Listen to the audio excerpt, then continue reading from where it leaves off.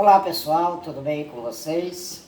Eu sou o Victor Vasconcelos, jornalista, editor do blog Sem Barreiras e pessoa com deficiência. No vídeo de hoje, vamos conversar sobre uma companheira de 35 anos que está comigo todos os dias da minha vida e me acompanhou na escola, na faculdade, nas minhas aventuras noturnas pela cidade, nos meus empregos, namoro, etc. Minha cadeira de rodas. O vídeo será uma homenagem a ela e eu trarei aqui um pouco da minha história com as cadeiras, que começou quando eu tinha 10 anos, lá atrás. Minha primeira cadeira foi uma cadeira manual, que nós compramos nos Estados Unidos.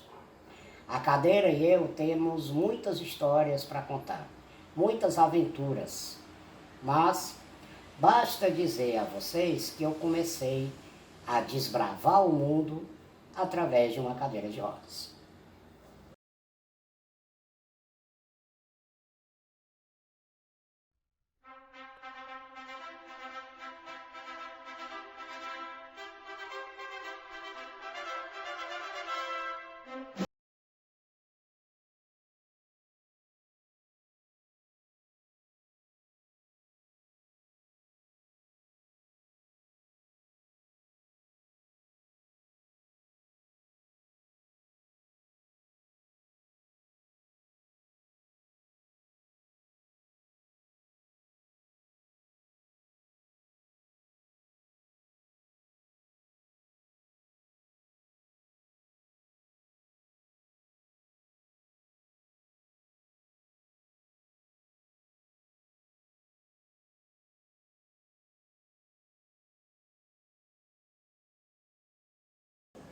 A primeira coisa que é importante destacar é que a cadeira de rodas é um meio de locomoção, como um carro, uma bicicleta, um ônibus.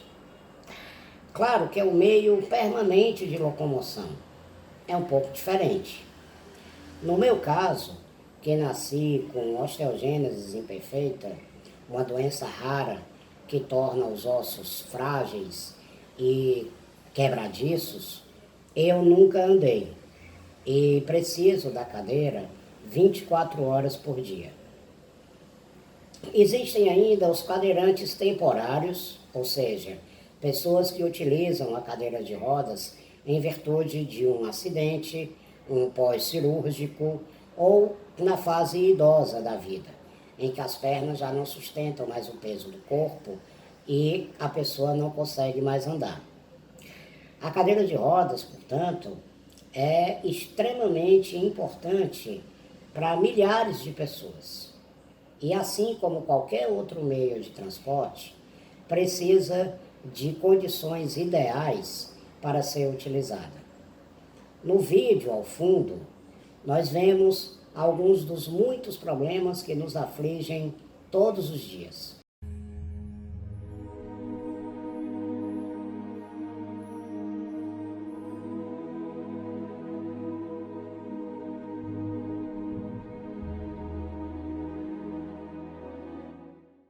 Pois bem, por conta da OI, da osteogênese, eu nunca andei. Nos 10 primeiros anos da minha vida, eu utilizei uma cadeirinha de criança para me locomover. Não era uma cadeira de rodas, eu não a movimentava sozinho, precisava que alguém me empurrasse. Eu também engatinhava bastante, e como eu era pequeno e leve, diferente de hoje, eu andava muito no colo das pessoas. Contudo, o fato de não me movimentar sozinho incomodava. Assim, meus pais decidiram adquirir uma cadeira de rodas. Porém, nós estamos falando de 1987 e as coisas não eram tão simples assim. Aqui no Brasil, as cadeiras não eram de boa qualidade e nós teríamos que comprá-la nos Estados Unidos em dólar. Havia também o problema de não falarmos inglês e não haver celulares nem internet naquela época. Por sorte, meu pai tinha um cunhado americano, tio Paul Jimenez, que intermediou a compra para nós em San Diego, na Califórnia. A cadeira chegou e foi uma verdadeira revolução na minha vida. Rapidamente eu peguei o jeito da cadeira e passei a dominá-la totalmente. Eu podia me locomover livremente pela casa. Foi maravilhoso. O tempo passou, quase 20 anos, com a mesma cadeira.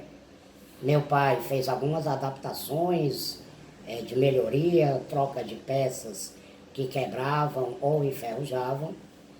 Fisicamente eu evoluí bastante em força dos membros superiores. Meus braços ficaram bem mais fortes para que eu pudesse rodar a cadeira. Eu ia para a escola, para o shopping, restaurantes, praias, jogava futebol e até brincava de esconde-esconde e bang-bang com os meus amigos, a minha cuidadora da época, o meu irmão. Foi a minha primeira sensação de liberdade e autonomia.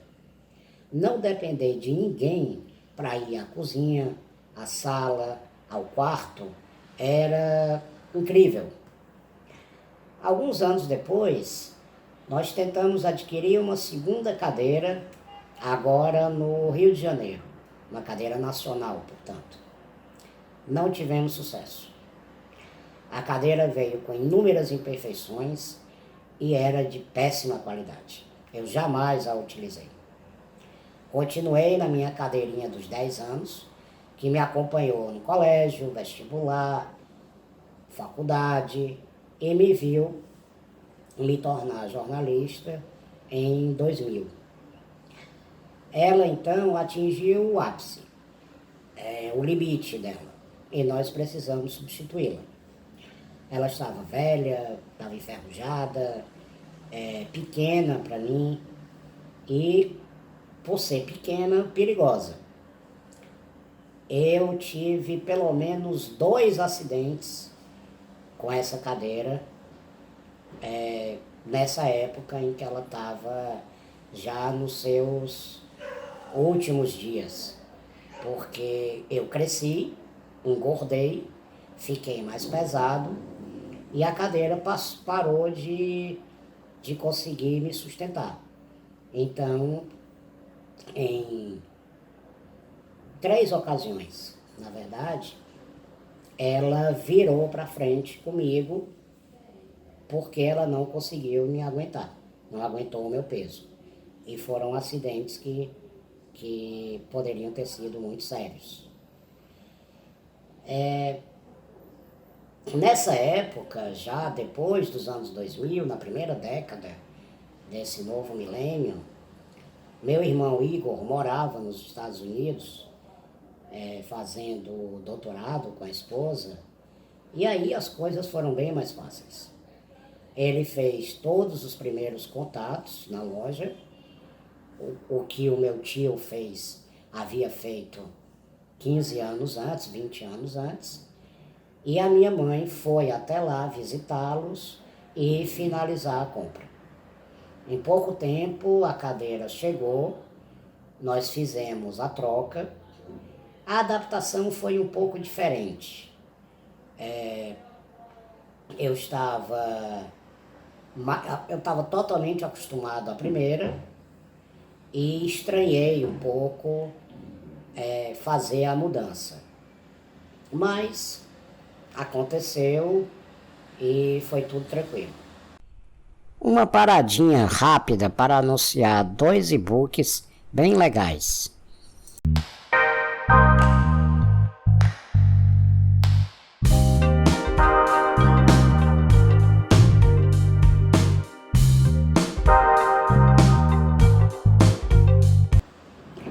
Em fevereiro de 2016, nós decidimos dar mais um passo em frente e comprar uma cadeira motorizada.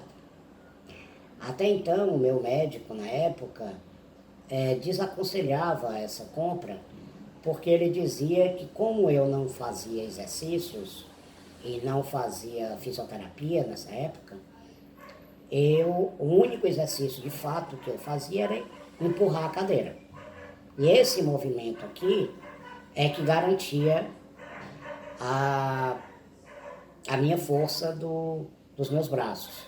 Se eu fosse para a cadeira motorizada, eu, em tese, perderia esse exercício.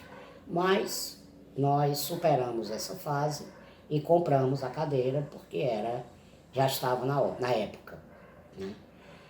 Nós entramos em contato com uma loja daqui de Fortaleza, a Ortofor, e esbarramos em algumas dificuldades.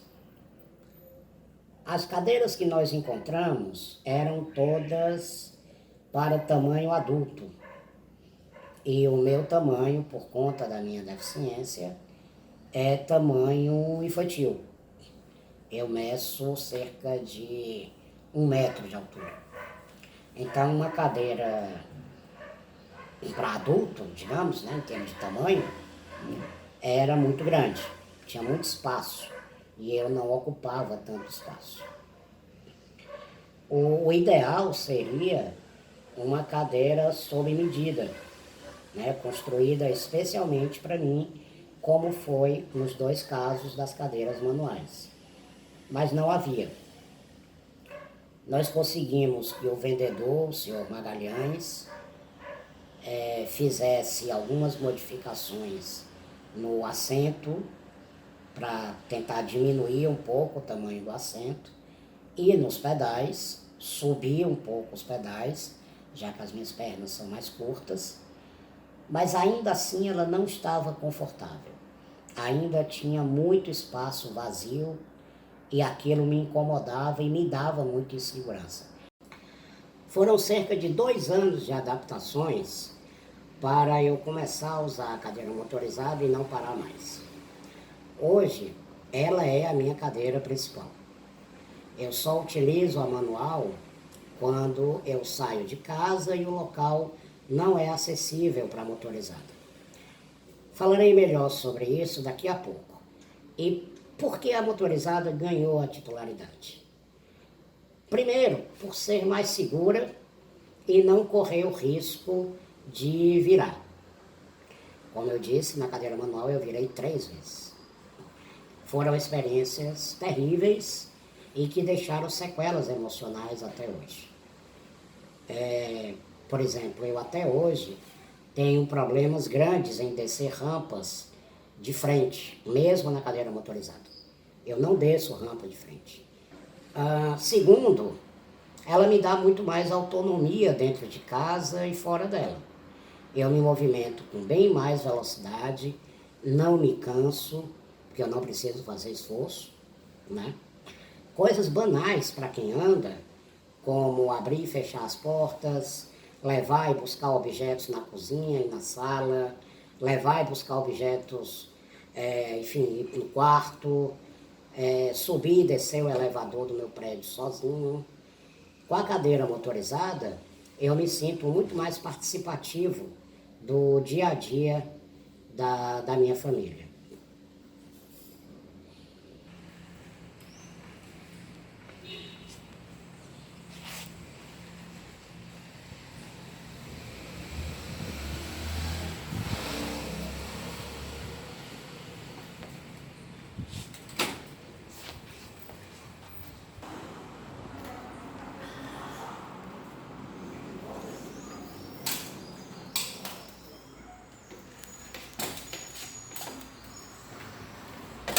Pega bem essa dificuldade, viu? Aqui eu entro nos problemas de acessibilidade da cadeira motorizada e eu gostaria que vocês prestassem muita atenção. Antes de começar a utilizar essa cadeira, eu tinha uma fantasia. Essa fantasia era que eu poderia chamar um táxi adaptado, entrar nele sozinho, ir aonde eu quisesse e resolver meus assuntos sem a ajuda ou a companhia de alguém. Para muitos usuários de cadeiras motorizadas, essa é a realidade. Eu não tenho a menor dúvida quanto a isso. Mas até para pessoas com osteogênese. Mas não é para mim. Não é para mim, primeiro por conta da fragilidade óssea causada pela OI e aquelas sequelas que eu citei mais atrás aqui no vídeo, sequelas emocionais, que fazem o ato de sair de casa sozinho algo, para mim, inconsequente. Se eu sofro um acidente no meio da rua, por exemplo, por mais banal que seja, eu vou estar sozinho lá para resolver a situação. E essa é uma é um contexto que não me agrada nem um pouco. Além disso, é importante ressaltar as deficiências de acessibilidade das nossas cidades. Essa é uma realidade triste, eu diria até de uma certa forma cruel, com as pessoas com mobilidade reduzida, mas é algo que precisa ser atacado e precisa ser denunciado para que os problemas sejam solucionados. Muitas calçadas, eu diria até a grande maioria delas, não oferece espaço para a passagem das cadeiras. E não oferecem por quê? Por conta das raízes das árvores que sobem e quebram a calçada e ficam expostas e não há conserto. Carros estacionados em cima das calçadas, pessoas que se acham donas da cidade e não querem parar um pouco mais longe do seu destino e simplesmente botam o carro em cima da calçada e dane-se se tem alguém querendo passar e não consegue. Camelô é outro problema. Cadeira de rodas andar no centro da cidade é um desafio quase insolúvel. Você tem uma série de adversários, entre aspas, para vencer. Entre eles os camelôs, que colocam os seus carrinhos, as suas barracas, aonde eles conseguem. E esses lugares normalmente são em cima das calçadas. E por fim, um último problema são as gramas. São o que muitas pessoas acham muito bonito, esteticamente falando, mas que para nós que temos mobilidade reduzida, torna-se um desastre. Na minha casa anterior, onde eu morei, o meu vizinho simplesmente fez uma reforma. A imagem está passando agora para vocês, essa foto. E ele transformou a calçada nesse local cheio de gramas. E a minha cadeira não passava mais. Ou se passasse, passaria trepidando nessas valas que ele criou para colocar o estofo de grama e poderia causar um acidente, poderia quebrar alguma peça da cadeira, enfim, se tornou inviável passar por ali. Nesses casos, qual a única solução que nos resta? Ir para o meio da rua. E aí vamos disputar espaço com os carros, vamos correr o risco de sermos atropelados e, enfim, a gente sai da fogueira para pular no fogareiro. Ainda existem umas coisinhas chamadas pedras portuguesas. Essas pedras são uma tragédia. Muitas pessoas acham bonitas, acham chique ter essas pedras portuguesas. Mas para cadeira de rodas é terrível. Não só para cadeira de rodas, na verdade. Eu vou deixar no card aqui em cima uma entrevista que eu fiz com o Marcos, que é cego, é um jornalista do Rio de Janeiro. Ele tem um canal aqui no YouTube chamado Histórias de Cego, e ele fala das pedras portuguesas, que para ele elas também são terríveis, por conta da bengala que eles usam. Ela engancha, ela quebra, a pessoa tropeça. Então é outro grande problema que nós temos. Quando eu não conheço o lugar para onde eu vou, eu opto por levar a minha cadeira manual. Por que isso? Porque a cadeira manual é mais leve e ela pode, por exemplo, já ser montada em cima da calçada e eu saio do carro diretamente para a cadeira de cima da calçada. Na cadeira motorizada, nem sempre isso é possível. Os 3 acidentes que eu sofri foram todos iguais.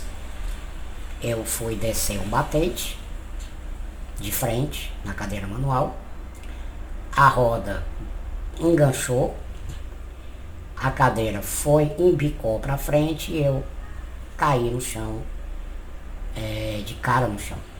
O mais recente tem cerca de 20 anos. Mas a verdade é que eu nunca consegui superar essas experiências. Recentemente eu estive no Iguatemi e eu percebi que qualquer desvio, qualquer desnível no terreno onde eu estou rodando a cadeira é suficiente para me deixar inseguro. E aí eu cheguei a uma conclusão. Eu preciso treinar o maior número possível de terrenos antes de você, digamos assim, cair no mundo.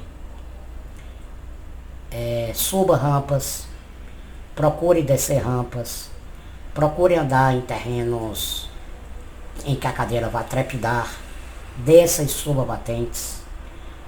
Isso, obviamente, num terreno, num ambiente controlado, em que você não corra tanto risco de sofrer um acidente. Porque aí quando você estiver na rua resolvendo algum assunto e você se deparar com uma situação como essa, você já vai estar mais ou menos ambientado. Não vai ser uma situação nova, que foi exatamente o que aconteceu comigo agora. E eu me lembrei de uma analogia que a minha fisioterapeuta, a Camila, fez logo no início, que a gente começou a trabalhar cadeira motorizada aqui no meu prédio, que ela disse: Victor, quando a gente está aprendendo a dirigir um carro, é mais do que natural, os primeiros dias, a gente passar por essas situações de insegurança. Até que você, com o tempo, você vai adquirindo mais experiência atrás do volante e aí você já tira de letra qualquer situação que surgir. Eu espero que essa minha dica agora ajude vocês, se por acaso vocês estiverem passando pela mesma situação que eu. Agora digam aí, deixem aí nos comentários se vocês são usuários de cadeira de rodas e quais cadeiras vocês têm e ainda o que é que vocês enfrentam no dia a dia. Vocês concordam comigo? Vocês acham que é difícil? Vocês enfrentam essas dificuldades também? Deixa aí nos comentários pra gente debater um pouquinho aqui, tá legal? Beleza? Não saiam daí.